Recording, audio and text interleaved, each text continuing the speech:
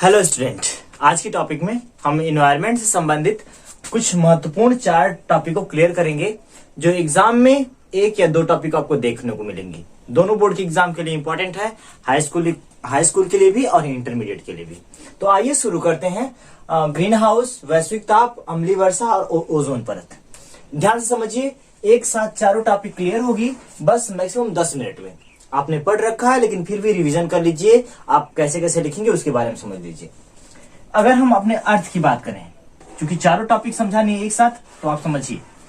अगर हम अर्थ की बात करें तो अर्थ के ऊपरी सतह पर लगभग 18 किलोमीटर के आसपास, कितना किलोमीटर के आसपास बाबू? 18 किलोमीटर के आसपास क्षोभ मंडल है। क्षोभ मंडल। अब क्षोभ मंडल के ठीक अगर ऊपर जाएं तो लगभग 30 से 50 किलोमीटर, कितना किलोमीटर? 30 से 50 किलोमीटर समताप मंडल। समताप मंडल। अब आप ध्यान देंगे, समताप मंडल को ही ओजोन मंडल भी कहते हैं। कौन सा मंडल? ओजोन मंडल भी कहते हैं। अब आप समझिए, पहली टॉपिक जो हम लोग स्टार्ट किए, ग्रीन हाउस गैसें क्या होती हैं।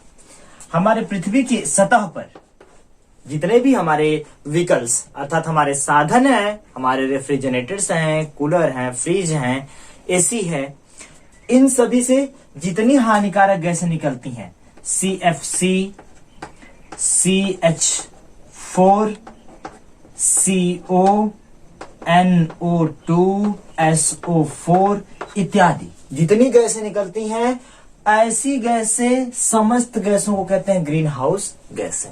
एक शब्द में ध्यान रखिएगा, आपके एग्जाम में बहुत इंपॉर्टेंट आने की संभावना बहुत ज्यादा है, इसलिए मैंने इस चारों टॉपिक को वंस अगेन क्लियर किया। यह हाई स्कूल इंटरमीडिएट दोनों के लिए बहुत इंपॉर्टेंट है, तो ध्यान से समझिएगा।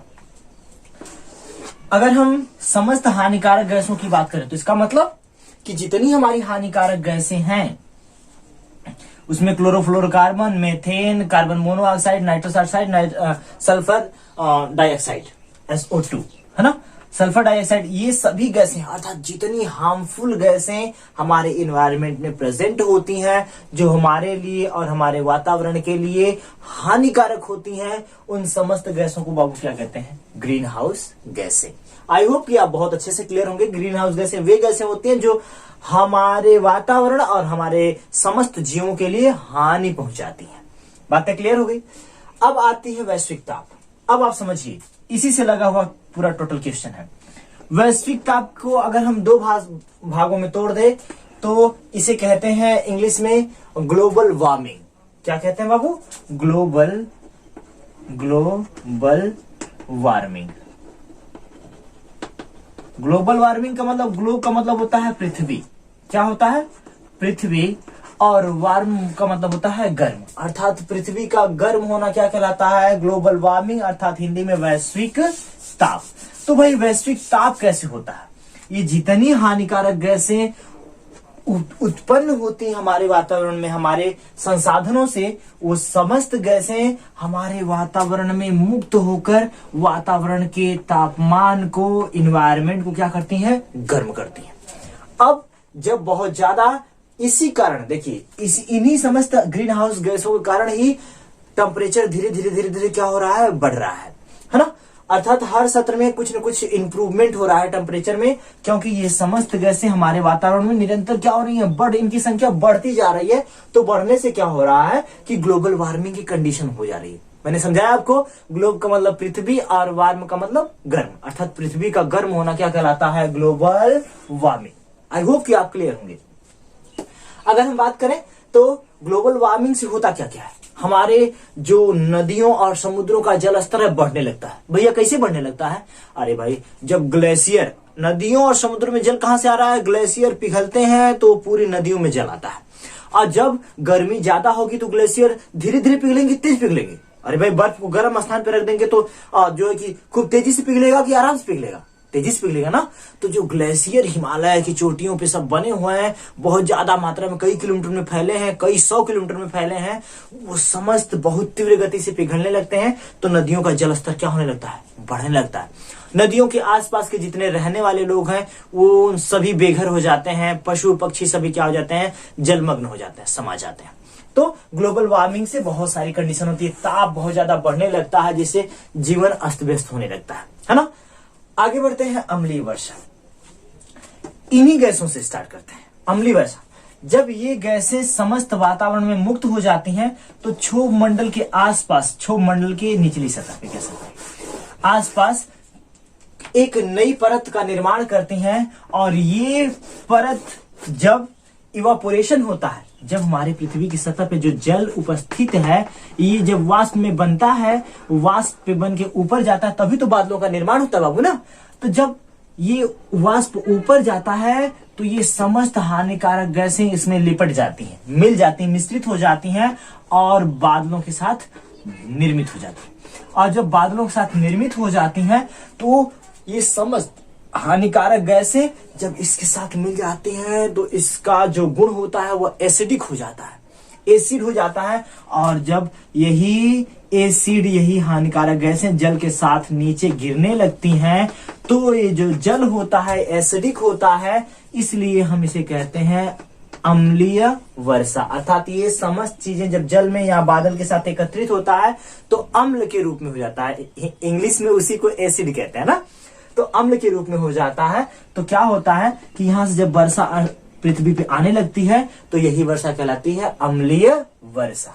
बात है क्लियर? किसके कारण हुआ? समस्त ग्रीन हाउस गैसों के कारण ही वैश्विक ताप हो रहा है, अम्लीय वर्षा की कंडीशन हो रही है। आखिरी स्टेप समझते हैं, तीसरी जो स्टेप है उसको समझ लीजिए। अर्थात आई होप कि आपको समझ में आया होगा। क्षोभ मंडल की अगर हम ऊपर की सतह पे बात करें, ऊपर यहां मैंने बताया 30 से 50 किलोमीटर, 30 से 50 किलोमीटर जो मंडल है इसे हम कहते हैं समताप मंडल। और समताप मंडल में उपस्थित क्या है? ओजोन उपस्थित है। तो इसीलिए हम इसे कहते हैं ओजोन मंडल। समताप मंडल को इंग्लिश में स्ट्रेटोस्फीयर कहते हैं और इसे ओजोनोस्फीयर भी कहते हैं। बातें हिंदी और इंग्लिश में दोनों में याद रखिएगा। जब इतनी समस्त गैसें CFC, CO, CH4 और NO2, SO2, CO2, ये समस्त हानिकारक गैसें वातावरण में मुक्त होती हैं, तो ये वातावरण में मुक्त होते समय ऊपर की तरफ जाती हैं और ये जो ओजोन की परत यहाँ उपस्थित है कई किलोमीटर के आसपास, इन समस्त गैसों में जो O3 के पार्टिकल हैं इसको ये तोड़ देती है और तोड़कर उसे O2 में कन्वर्ट कर देती है। किसमें कन्वर्ट कर देती है बाबू? O2 में। और सबसे ज्यादा काम कौन करती है O2 में कन्वर्ट करने का? CFC। यह हमारे रेफ्रिजरेटर से उत्पन्न होती है। तो ये समस्त गैसें क्या करती हैं? ओजोन लेयर को क्षति पहुंचाती हैं, इसका क्षरण करती हैं और धीरे धीरे क्या हो जाता है? ओजोन होल हो जाता है। अब ओजोन किस लिए इंपॉर्टेंट है आप जानते हैं, यह हमारे सूर्य से आने वाली मैंने उल्टा लिख रखा, यूवी रेडिएशन को क्या कर देती है? यहाँ पे आने से इसको रोकती हैं, ये इसको वापस कर देती है, यूवी रेडिएशन को वापस कर देती हैं, अंदर आने से रोकती हैं। आई होप कि आपको इतनी सभी पॉइंट समझ में आई होगी। मैंने आपको बस केवल आपको सरसरी निगाह से समझाया कि आप एग्जाम में मिस न करने पाए। आपको मंडल दोनों याद रखने हैं और इन समस्त ग्रीन हाउस गैसों के बारे में जानना है। इससे क्या क्या इफेक्ट होते हैं? वैश्विक ताप होता है, अम्लीय वर्षा होता है और ओजोन का क्षय होता है।